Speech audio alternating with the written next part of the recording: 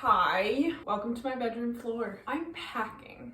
Can you see my dog pancake? I'm packing because I'm leaving on a trip. Can you freaking believe it? Pretty wild, but I'm fully vaccinated, and one of my very best friends had a baby 2 weeks ago, and she's fully vaccinated, and I'm gonna go hold that baby close to my chest for a few days. I'm going to Oakland. I'm gonna stay with my sister-in-law, who's also fully vaccinated, who lives in San Francisco. My close friend, her husband's paternity leave ends on Monday. I'm swooping in.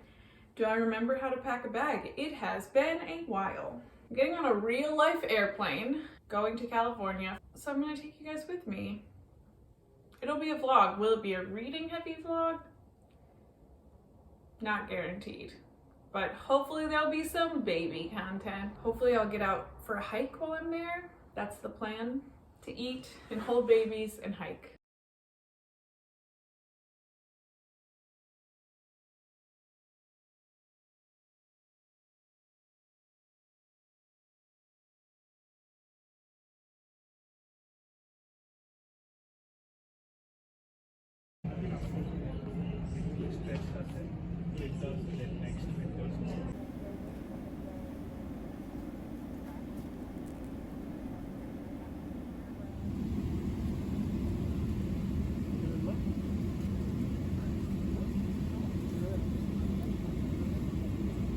Good morning vlog. I'm in California.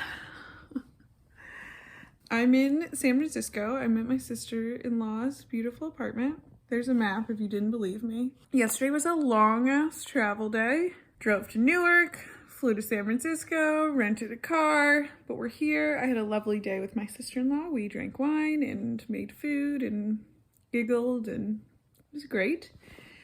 And now she's at work. She works at the hospital here. I'm in her apartment. I'm supposed to be working. I have a lot of meetings today. But I'm just catching up on some faves. Hi, CJ. Hi, Spud.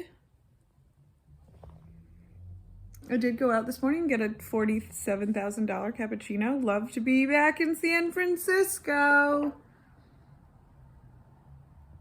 So I'm gonna work today here, but because of the time difference, I'll be done really early. I'll be done by like 3 p.m.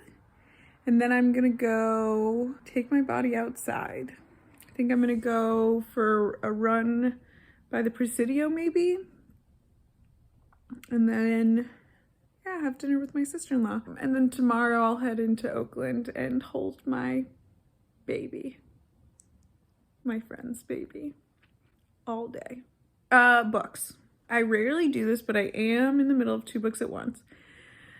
I decided that I wasn't gonna bring any physical books with me on this trip because I bought the freaking Kindle, and if there's one reason to bring Kindle, it's so you don't lug fucking physical books across the country. So that's what I did, and then of course, I didn't download the book I was reading before I left. I checked Milkman out, but I didn't download Milkman. Take the reservation, but you can't hold the reservation, you know? I was on the plane and I didn't have Milkman, so I started another book, which is, I don't want to fuck this up. Let me look. I started reading Last Summer in the City. I had to look on NetGalley to make sure I got the facts right, by Gianfranco Callegaric. He's an Italian author. This was originally published in the 70s, I think. First novel from award-winning author Gianfranco Callegaric to be published in English. Last Summer in the City is a witty and despairing classic of Italian literature. Biting, tragic, and endlessly quotable. Yeah, I'm not loving it. I'm not sure if I'm gonna DNF it. It's pretty short, so I feel like I should just finish it at this point, but no, I don't like it. Don't recommend. It's first published in the 70s, so I would say it didn't age well. It has like language that I find offensive. The pixie manic dream girl vibe. It's got a real romanticization of mental illness in a way that I think is dumb. It is homophobic. Some of the language is really nice. Not enough for me right now. Yeah, so that's a no for me, dog. So now I'm gonna finish Milkman, and then I'm gonna look at what else I have on my Kindle and figure it out. Okay, this has been a ramble. I'm gonna go back to watching CJ and not doing my work. And then eventually I'm gonna go outside today.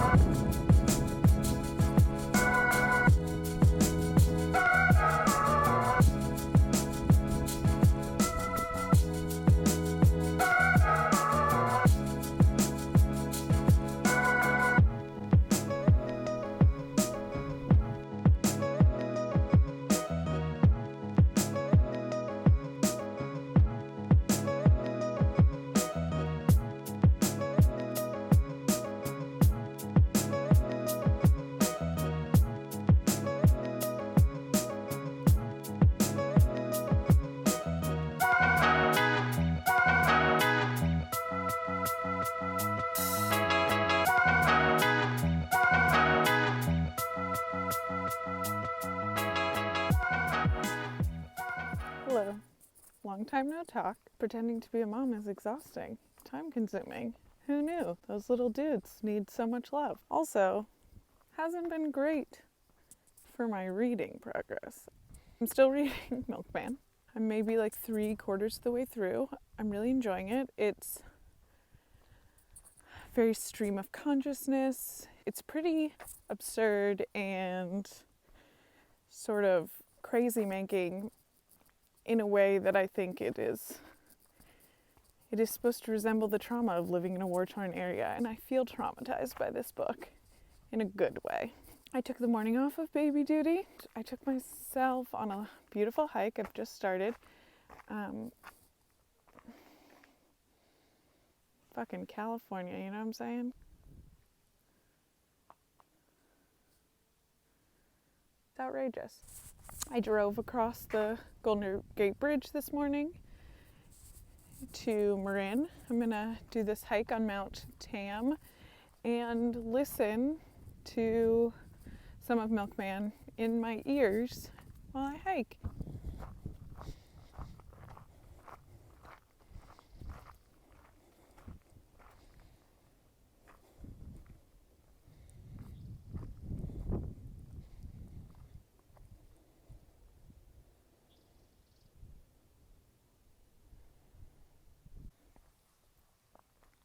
I'm back.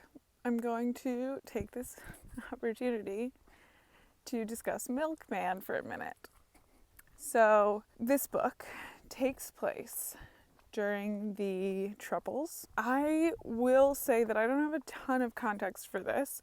I read Patrick Radden Keefe's book, which was phenomenal, nonfiction about the topic. I'm probably not getting the full enjoyment or experience that this book has to offer because of that. Also, this book is definitely more about what it feels like to be a person who lives amid this experience while trying to be not involved as possible, as opposed to being like, an inside look at paramilitary actions or anything like that.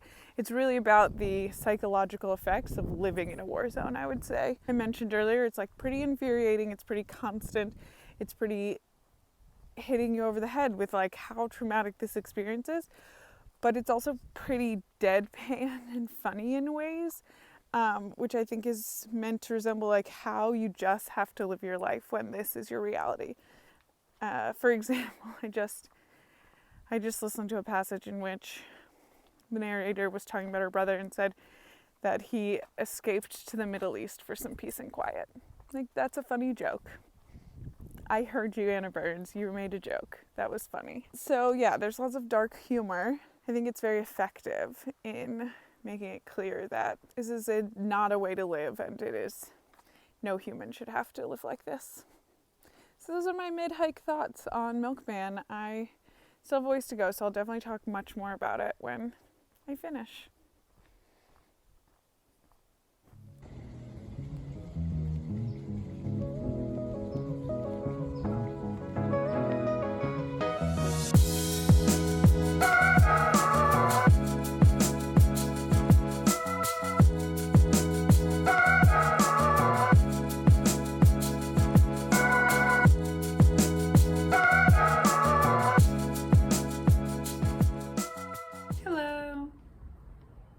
me. I'm back in my sister-in-law's apartment. It's been a couple days. I know, just hanging out, doing lots of baby care. I've been living the life. I finally finished Milkman. It took me a while, I'll admit. This is my first finish of the month, and today is like the 8th of the month, so that's wild. Let's talk about Milkman. Milkman takes place in Northern Ireland. I'm assuming Belfast, or around Belfast? I'm assuming Belfast. The narrator is an 18-year-old woman who is referred to as middle sister. It takes place during the Troubles. It seems clear that her community is a Catholic community, not Protestant. Please correct me if I'm getting that wrong. There's not a ton of plot. You know, I love that. She is going about her daily life, trying to live her life and be herself, which is difficult. Living in a war-torn country with what they refer to as political problems. I would say, first of all, like, it is not tragedy porn in any way. As opposed to dramatizing tragedy, when it occurs, this book does the opposite, which is try to make you feel like it's mundane, which has an effect of just feeling suffocating. Middle sister, our narrator, is experiencing people in the community talking about her, attention being drawn to her because she is, first of all, she walks and reads at the same time, which is something that I do. And that is something that's unusual, right? And in this community, you never want to draw attention to yourself. You never want to do something that's unusual. She also is being pursued by a paramilitary operative who goes by the nickname Milkman, and this is calling attention to her. Of course, she has no control over which men are pursuing her. I'm having trouble describing this book because there's so much there to talk about. You might have noticed that none of the characters have names. Our narrator is middle sister. She has younger sisters called wee sisters. She is in a sort of relationship with a character named almost boyfriend. And there's, you know, third brother-in-law, Tablet's girl sister, and the man who loved no one. So nobody has a name. It's meant to give you this impression of gossip. The whole book sort of reads and feels like gossip. Everyone is talking about each other. And I think this is meant to signify fear. Everyone in this community is afraid, and this sharing of information between each other is a way to try to keep people safe. Because there's so much violence, they're all paranoid, and it reads sort of like paranoid gossip about, did you see so-and-so? Did you see she reads while walking? That's not normal. Maybe she's dangerous. I also think perhaps the suggestion is like, it doesn't really matter who this person is. It doesn't matter if his name is John. People don't care about who you are. People care about what they know about you. I think our main character, middle sister, is trying to figure out who she really is. That is a radical act in this town that just wants her to know her as middle sister because that is easy and comfortable to them. Just like they want to know that the sky is blue and the sky is always blue. If you say anything different, that's scary. At one point, our narrator is pushed to observe a sunset and recognize that the sky really can be a multitude of colors, and this is an eye-opening and sort of radical experience for her. I mentioned earlier I don't have a ton of context for the Troubles, and I think that I would have gotten more out of it if I knew more about that, but definitely not necessary for you to enjoy this book. And then I also think that I did myself a disservice by reading this on a trip and having to stop and start and pick up and put it down. This book is written as a stream of consciousness style. It has really long paragraphs and not clear breaks. I think it really benefits from a continuous long read, which I wasn't able to give it while traveling. And I think that took away some of the potential of this read for me. But I really enjoyed it. You know, we got a thinking, reading female narrator. We got a book where nothing happens. It's dark. These are all things I love in a book. Did I mention that it has a dark sense of humor? Which again, I think just speaks to the traumatic experience of living under constant threat. And if you don't laugh, you'll cry, is sort of how the feeling in this book is. And now it's time to pick a new book. So we're gonna look at my Kindle right now and see what we have. I don't even know what's there. All right, so here's what we have. Last Summer in the City, which I DNF'd. All Grown Up by Jamie Attenberg. This was recommended by CJ in her Bar in the Bookcase tag. Heartberries, a memoir by Therese Marie Maillat, a powerful poetic memoir of an Indigenous woman's coming of age on the Seabird Island Bend in the Pacific. I do hate not having physical books in front of me and being able to like easily flip front and back and feel it in my hand and look at the first page and decide how I want to read. Deciding what you want to read on the Kindle is less enjoyable. We have Heartberries, we have All Grown Up, we have Hot Milk, we have Real Life. That's it.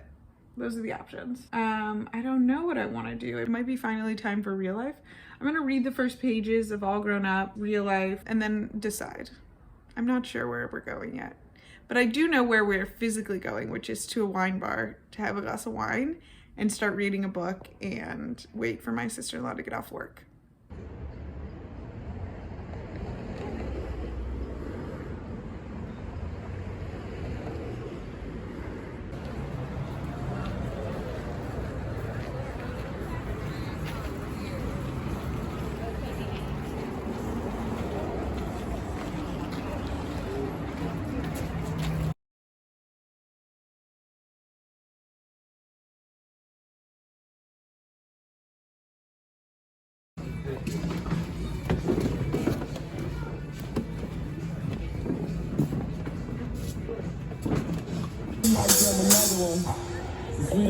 Giving it to him. Yeah, I'ma show him how the West Coast hit it. I'ma show him how the West Coast fans. I'ma show him how the West Coast hit it. Hello. Let's see if I can prop you up on something.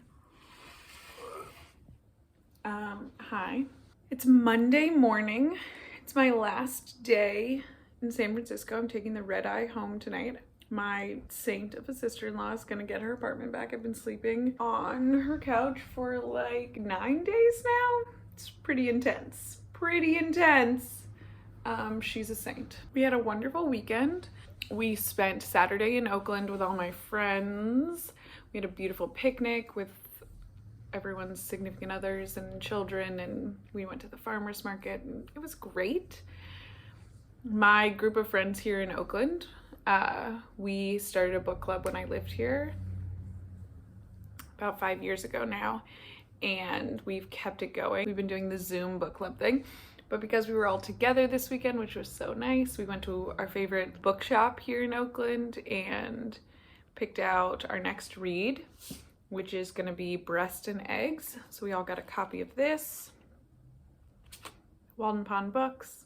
Love it. I'll read that this month so I can talk about with my friends. And then while I was there, I also picked up a used copy of Possession, a romance.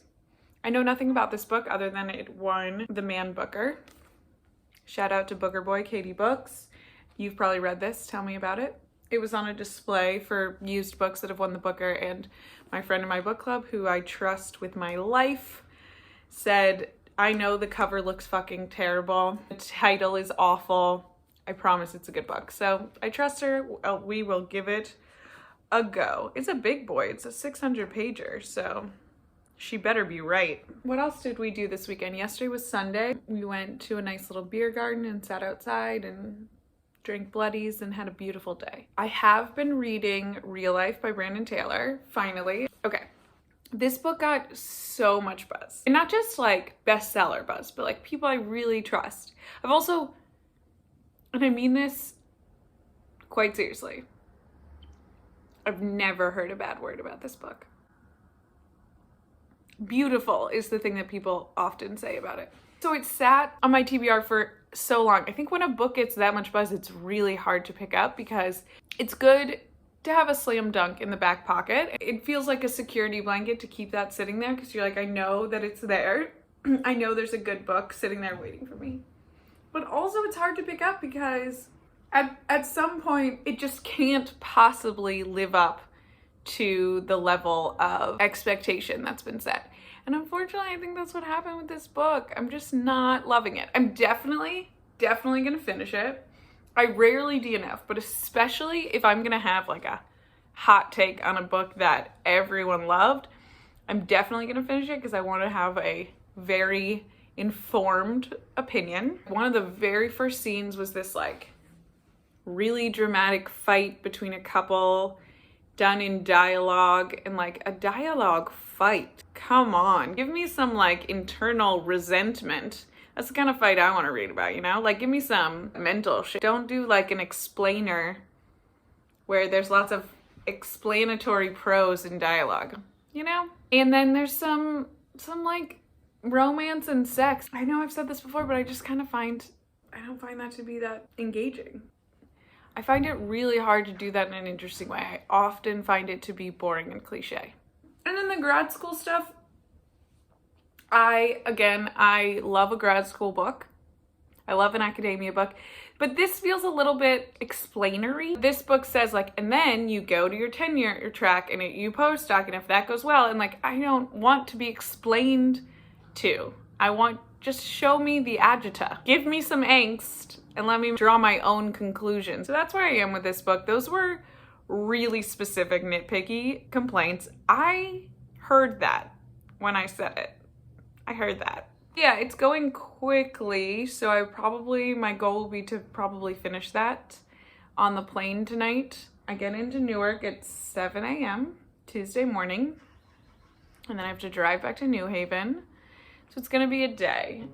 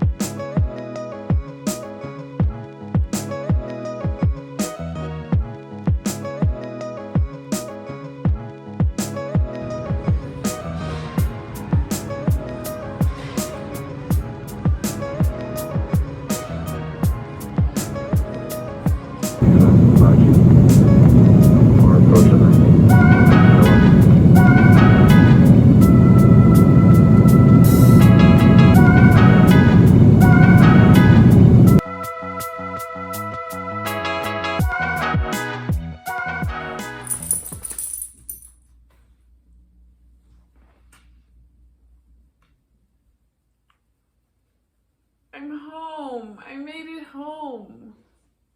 I'm looking a little grubby after the red eye. It is Tuesday morning. I landed at 7 a.m. I drove home. I took this guy for a walk. We caught up on some lost cuddling time. And now I'm here. I had the best time. It was a really wonderful trip. It was really special to have that time with my friend and her bebe. And just really good to see lots of people I haven't seen since pre-pandemic. Really grateful for vaccines and science. I came home to a bunch of book mail. Let's see what we have here. Okay. I have 3 envelopes here. Oh, sick. Okay. I was actually talking to CJ about this. Pure Flame by Michelle Orange. I'm really psyched about this. This is an FSG.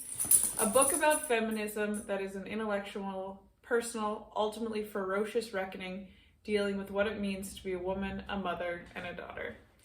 Publication date June 1st. Hell yeah. That sounds amazing. That sounds right up my alley. That sounds really up CJ's alley. I hope she was able to get a copy. I'm really psyched to read this. All right. Thank you, FSG. Oh, sick. From Hatchet Book Group. Acts of Desperation by Megan Nolan. A riveting, cathartic literary debut about love addiction and what it does to us.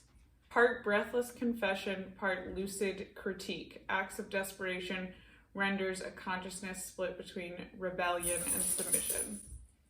Sounds pretty good. Her essays, fiction, and reviews have been published in the New York Times, the White Review, the Sunday Times, the Village Voice, the Guardian. She writes a fortnightly column for the New Statesman. This is her first novel. This is a Little Brown publication, Little Brown Company. I'm really excited about that one. Savage Tongues, Houghton Mifflin Harcourt. Savage Tongues is the winner of the PEN Faulkner Award. It's summer when Arezu, an Iranian-American teenager, goes to Spain to meet her estranged father at an apartment he owns there. He never shows up, instead sending her a weekly allowance. These are 3 good ones. This is good book mail. Pretty psyched about all 3 of these. And then lastly, I have these 2 Amazon packages. I'm not sure what's in here. Wonderful, Amazing Miriam at Another Book Thought. I will link her Instagram below. She does great, thoughtful, wonderful reviews on the gram. She got in touch and asked if I would be interested in doing a little buddy read with her. And I was like, duh, yeah, I would. So one of these I think is from her. And I don't know what the other one is. The Cusk Essays. And it has a note. I know you said to start with outline, but I feel obliged to read my first Cusk with you and help you have all her gorgeous covers on your shelves. Could she be nicer? So these are the Cusk Essays, which I have not ever read. That is so sweet. And then let's see what's in this one. Also for Miriam, Jesus, she spoils me. It's The Man Who Saw Everything, which I really want to read. It says, one of my fave authors for my fave bookish girl. Must watch Matthew's YouTube video on it to get psyched about the buddy read. From Miriam. She is so sweet. Thank you so much, Miriam. I can't wait to talk about these books with you. Oh, wow. Also, while I'm here, I should discuss with you all Real Life, because I finished it. I didn't love it. It was really hype. I realized in hindsight, the chances that I was ever gonna love it to the degree it was hyped was slim. Even so, yeah, it wasn't for me. The 2 things it was most successful at are this feeling that going into grad school, you feel like this is it, I've made this accomplishment, this is the first step towards my life. And then this feeling of disillusionment. This isn't where life is lived. This is separate from society in some way. Are my day-to-day actions actually having an impact on the broader world, or is academia a echo chamber?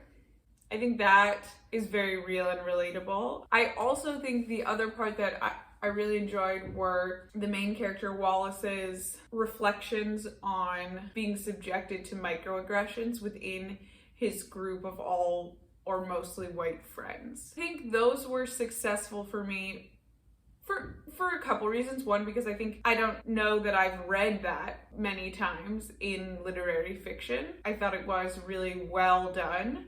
I also think those were the most successful parts for me because they were internal reflections on the part of Wallace. So much of this book is dialogue. Dialogue between 2 people in relationship to each other. Dialogue between 2 people who are either fighting or having a sexual relation. Those 2 dynamics of fighting or lusting are like 80% of the relationships in the book. And so much of this book is in dialogue. To be either fighting or lusting, A, to me is kind of boring, and B, is kind of cliche. You know, I still think about you sometimes. Lines like that, you know? It is sort of a romance novel, which is cool, but isn't my vibe. I was a little blindsided by that. I wasn't expecting it to be a romance novel. And this Cold Dead Heart doesn't do that. Just kidding, but it's really hard to do those things well. And the books that I like most tend to have very little dialogue and a lot of inner reflection, internal discourse. Is that an oxymoron? The sentences are really short, and that bothered me. That's a really stupid personal preference thing, but I didn't like the style of writing in this book. So yeah, I'm glad I read it. I'm glad I saw what the hype was. It's not a bad book. It's just not a me book, you know? And you know, I slept like 4 hours in the last 24 hours. So if I'm not making sense, that's cool too. I need to go and catch up on some work emails, water my plants that my husband tried really hard to kill while I was out of town. So I think I'm gonna wrap up Shield vlog here. Wrap it up. Thanks for coming to California with me. I think I have a couple more freckles. Love you, book nerds.